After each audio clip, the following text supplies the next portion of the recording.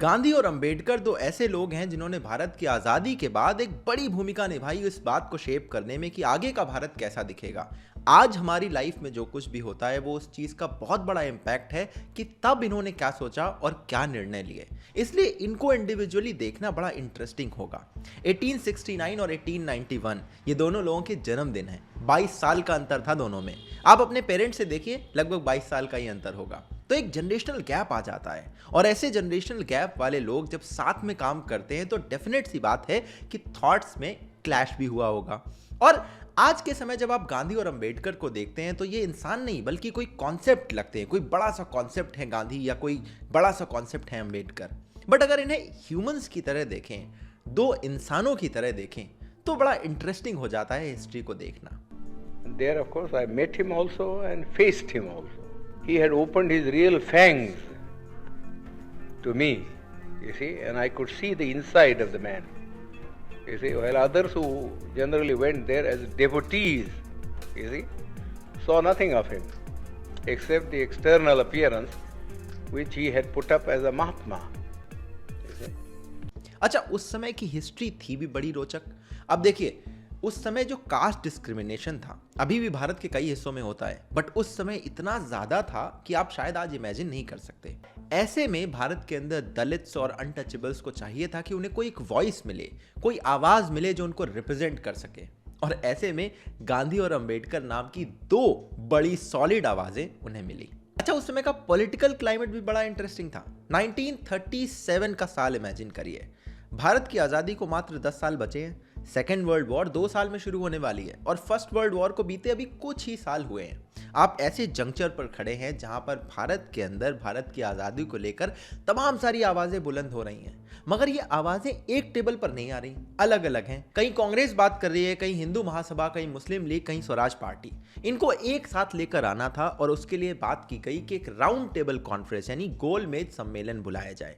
पहला वाला तो फेल हो गया था, मगर दूसरा वाला सक्सेसफुल हुआ। इस राउंड टेबल कॉन्फ्रेंस में सारे समाज के लोग बुलाए गए, पारसी, एंग्लो इंडियन, हिंदू, मुस्लिम, और ऐसे में कहा गया कि दलित्स को भी बुलाया जाएगा और उनके भी रिप्रेजेंटेटिव्स इस टेबल पर होने चाहिए। और इनके रिप्रेजेंटेटिव्स में दो आवाज़ें जो मैंने आपको बताई थी वो थे गांधी और अंबेडकर। अब यहाँ पर जब अंबेडकर पहुंचे तो उन्होंने जो बात कही, यहाँ पर ही क्लैश शुरू हो गया। इन्होंने कहा कि दलित्स के लिए एक अलग से इलेक्टोरल होना चाहिए भारत के अंदर, जैसा हिंदूज, मुस्लिम्स और सिख्स की बात चल रही है वैसे ही। गांधी जी ने कहा कि मैं मरते मर जाऊंगा, आखिरी सांस तक मुझे लड़ना पड़े तो मैं लड़ूंगा, मगर ये नहीं होने दूंगा क्योंकि इससे हिंदू समाज के भीतर जो फूट पड़ेगी वो अगले दशकों तक हम सॉल्व नहीं कर पाएंगे। बट इवेंचुअली 1932 में उस समय की अंग्रेजी हुकूमत ने भारत के अंदर ये प्रस्ताव पारित करा कि अगले 20 सालों के लिए दलित्स को एक सेपरेट इलेक्टोरल मिलेगा। इस समय गांधी जी यरवड़ा जेल में थे, पुणे के अंदर। अच्छा, आपको क्या लगता है गांधी जी ने उस समय क्या किया होगा? जब तक आप ये सोचे तब तक मैं आपको मिलवाता हूं अपने सेगमेंट स्पॉन्सर कुकू एफएम से। देखिए, जो मैं हिस्ट्री की कहानियां आपको अभी ऐसे वीडियो में सुना रहा हूं ना, ऐसी तमाम सारी हिस्ट्री की कहानियां और भी कई सारे अलग अलग जॉनर्स की audio books and audio shows Kuku FM पर आपको अवेलेबल मिलते हैं। इवन गांधी जी और अंबेडकर जी की लाइफ से जुड़ी हुई ऑडियो बुक्स भी यहाँ पर आपको मिल जाएंगी। और इसके अलावा अलग अलग जॉनर्स हैं, सेल्फ हेल्प, रोमांस, थ्रिलर, बहुत बड़ी लिस्ट है। और ये अलग अलग भारतीय भाषाओं में भी अवेलेबल है। इनके पूरे प्लेटफॉर्म का सब्सक्रिप्शन ऑलरेडी कॉस्ट इफेक्टिव है, मगर आप हमारा शो देखते हैं तो हमारा कोड यूज़ करने पर आपको इतना डिस्काउंट मिलेगा कि पर डे ₹1 से कम की कीमत पर पूरे साल का सब्सक्रिप्शन आपको मिलेगा। अगर और डिस्काउंट चाहिए तो एक लिमिटेड टाइम का ऑफर है। पहले 500 लोग जो डिस्क्रिप्शन वाले लिंक पर क्लिक करेंगे और ये कूपन कोड यूज़ करेंगे, उनको 50% ऑफ मिलेगा। चलिए, इतनी सारी बातें बता दी, अब वेट क्या कर रहे हो? जल्दी जल्दी जाओ, डिस्क्रिप्शन में चेकआउट करो और इन्हें थोड़ा हमारी तरफ से प्यार दिखाओ। आप ये सब करो, तब तक हम लौटते हैं अपनी कहानी में वापस। मैंने कहा था कि गांधी जी ने उस समय क्या किया होगा। आप सोचिए, सोचने की क्या बात है भाई। गांधी जी जेल में बैठे थे, उन्हें जैसे ही खबर मिली उन्होंने कहा कि मैं आमरण अनशन पर जाता हूं, मुझे नहीं सुननी किसी की बात। अगर ये कानून लेकर आए भारत में तो मैं आमरण अनशन पर जाऊंगा जब तक ये वापस नहीं होता। इस बात पर पटेल थोड़ा सा सोच में पड़ गए। उन्होंने कहा, गांधी जी आप ऐसा क्यों कर रहे हो? गांधी जी ने कहा कि पटेल तुम्हें पता नहीं है, बाकी लोग भी शायद ये नहीं सोच पा रहे, मगर अगर अलग से इलेक्टोरल मिलता है दलित्स के लिए तो हिंदूज के अंदर जो रिफ्ट पैदा होगी उससे हम डील नहीं कर पाएंगे। ऑलरेडी भारत में बहुत सारे डिवीजन चल रहे हैं, हिंदू मुस्लिम के नाम पर डिवीजन चल रहा है। और गांधी जी सही थे, बाद में जाकर भारत के टुकड़े भी हुए। कह रहे हैं आज़ादी के समय इतने टुकड़े और इतने ब्लड बात हो जाएगा कि आप हैंडल नहीं कर पाओगे। मगर अंबेडकर जी इस बात को लेकर थोड़ा सख्त थे। 22 सितंबर को अंबेडकर जी गांधी जी से जेल में मिलने पहुंचे। उन्होंने कहा गांधी जी कैसे करना है, आप मान क्यों नहीं जाते इस बात को। तो गांधी जी ने साफ साफ मना कर दिया। उन्होंने कहा अंबेडकर तुम्हारी मर्जी हो तो तुम इस पर लड़ते रहो, मगर मैं आमरण अनशन पर रहूंगा जब तक इस बात को वापस नहीं लिया जाता। अच्छा, गांधी जी की तबीयत दिन पर दिन खराब हो रही थी और गांधी जी उस समय अपने आप को एक बड़े फिगर की तरह ऑलरेडी एस्टेब्लिश कर चुके थे। सारे न्यूज़पेपर, सारे पॉलिटिकल कमेंटेटर, सब कोई गांधी जी को ही सपोर्ट कर रहा था। और अंबेडकर पर एक स्पेशल प्रेशर आ गया कि अगर गांधी जी की किसी तरह से डेथ हो जाती है, क्योंकि लगातार उनके ब्लड प्रेशर और सारी चीज़ों की चीज़ रिपोर्ट हो रही थी, तो इससे पूरे भारत की दलित कम्युनिटी पर एक ऐसा धब्बा लग जाएगा कि देखिए इन्होंने गांधी जी की बात नहीं सुनी और उसके आगे क्या रिपरकशन हो सकते हैं वो आपके कंट्रोल से बाहर हो जाएगा। तो जब ये बात आ गई तो 24 सितंबर को अंबेडकर जी और गांधी जी और ये सारे लोग मिले और एक पूना पैक्ट पर साइन किया गया।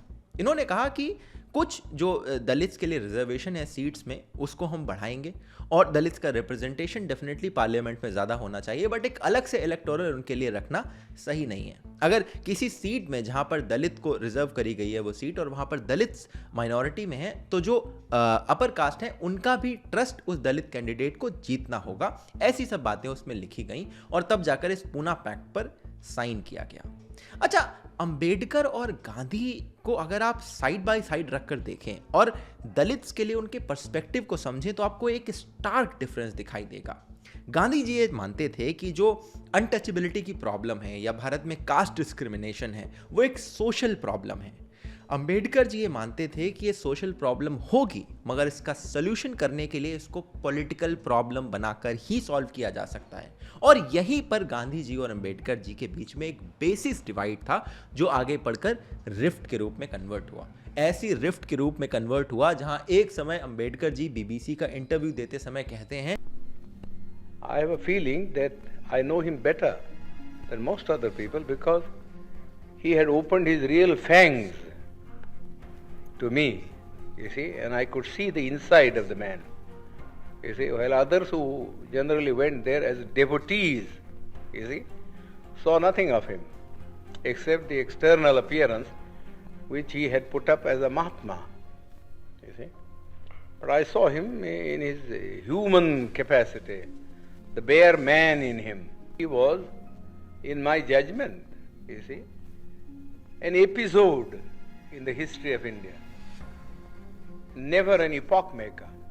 अगर आप गांधी और अंबेडकर को और समझना चाहते हैं तो कुछ कुछ बातें और कुछ कुछ चीज़ों से उन्हें समझ सकते हैं। जैसे कि 20th सेंचुरी के जो आइडिया चल रहे थे, लिबरलिज्म के आइडिया था या फैसिज्म का एक प्रकोप था, उन सब बातों से हटकर गांधी जी एक सिंपल नई विचारधारा लेकर भारत में आना चाहते थे जो बहुत साधारण विचारधारा हो, इन बड़े बड़े टर्म से आज़ाद हो। वहीं अंबेडकर जी इन टर्म से बहुत प्रभावित थे, वो अपने आप को लिबरल मानते थे और उन्हीं वैल्यूज़ पर चलना चाहते थे। जब कॉन्स्टिट्यूशन लिखने की बात आई तो गांधी जी कहते थे कि भारत की जो जीनियस है हम उसको बेस बनाएं कॉन्स्टिट्यूशन का और बाहर से जो आइडियाज़ वगैरह ले लें मगर डायरेक्ट डिक्टेशन वहाँ से ना लें। मगर अंबेडकर जी कहते थे कि नहीं, डायरेक्ट डिक्टेशन हमें वहाँ से बोरो करनी चाहिए। अच्छा, गांधी जी को गांवों पर बड़ा ट्रस्ट था, वो ग्राम विकास की बात करते थे, गांवों के इर्द गिर्द ही उनकी परिकल्पना थी भारत की। और अंबेडकर जी इसके बिल्कुल उलट थे, वो कहते थे कि गांव ही तो है जहां से कास्ट डिस्क्रिमिनेशन जैसा इतना बड़ा धब्बा हमारे समाज पर लगा हुआ है, तो अगर हमें इसको खत्म करना है तो हमें शहरीकरण पर ध्यान देना होगा। और वो गांवों को लेकर बड़ा प्राउड नहीं फील करते थे, वो ओपनली कहते थे I am very ashamed of our village situation in the country. अच्छा, गांधी जी हिंद स्वराज की बात करते थे, वो कहते थे अंग्रेजों ने आकर हमें बीच में डिवाइड कर दिया वरना हम तो एक और यूनाइटेड हुआ करते थे। अंबेडकर जी की परिकल्पना थी कि नहीं, अंग्रेजों के आने की वजह से हम यूनाइट हो पाए, पहले तो सब टुकड़ों टुकड़ों में बटे हुए थे। और यहीं से आपको दिख रहा होगा कि गांधी और अंबेडकर के बीच में एक जनरेशनल गैप था और वो उनके थॉट प्रोसेस में भी दिखाई देता है। 22 साल का डिफरेंस एक पेरेंट और चाइल्ड के बीच का डिफरेंस होता है, और उसी तरह के थॉट प्रोसेस का यहाँ पर भी डिफरेंस था। अच्छा, इन कंक्लूजन में बस बेसिक यही कहना चाहूंगा कि देखो, ये बड़े बड़े हिस्टोरिकल फिगर्स हैं। वैसे ही किसी भी हिस्टोरिकल फिगर के बारे में बात करना थोड़ा सा कंट्रोवर्शियल हो जाता है, क्योंकि इन हिस्टोरिकल फिगर्स के बारे में लोगों के ओपिनियन बड़े स्ट्रांग होते हैं and they want to keep attached to that. वो चेंज नहीं करना चाहते, तो वो लड़ने लगते हैं। तो प्लीज आप ऐसा मत करिएगा, है ना, क्योंकि मैं पहले ही डिस्क्लेमर दे देता हूं, ये जो वीडियो है this is just an attempt कि मैं थोड़ा सा उसको आपको एक अलग तरह से समझा पाऊं, एक कॉन्सेप्ट की तरह गांधी अम्बेडकर को देखने के बजाय दो ह्यूमंस की तरह, उनके एज डिफरेंसेस को मद्देनजर रखते हुए उनके अलग अलग पॉलिटिकल थॉट्स के बारे में डिस्कस किया जा सके। I am no authority on Gandhi और अम्बेडकर। अगर आपको इनके बारे में डिटेल में समझना है तो आपको बहुत सारे ऑडियो बुक्स, ऑडियो शोज, किताबें, एसेज, वीडियोस, ये सब देखने पड़ेंगे। और ऑडियो बुक्स के लिए तो मैंने बता ही दिया, आप कुकू एफएम का सब्सक्रिप्शन ले सकते हैं, लिंक इन डिस्क्रिप्शन, हमारा कूपन कोड यूज करिएगा। और बाकी भी आप कोई रिसर्च करें, कुछ नई बात आपको पता चले तो कमेंट सेक्शन खुला है, आइए और अपनी बात लिखिए, मैं भी पढ़ूंगा, मुझे भी कुछ पता चलेगा। अगर आपको ये वीडियो पसंद आए तो इसे लाइक करें और सब्सक्राइब करें इस चैनल को ऐसे और वीडियोस देखने के लिए। Share this video with your friends, उन्हें भी तो पता चले भाई कि ओपन लेटर जैसा कूल चैनल यूट्यूब पर है जो मिस आउट कर रहे हैं। उम्मीद करता हूं आपको ये वीडियो पसंद आया होगा। इसी तरह के एक और वीडियो में आपसे फिर मिलूंगा, तब तक के लिए अपना ध्यान रखिएगा। जय हिंद, वंदे मातरम।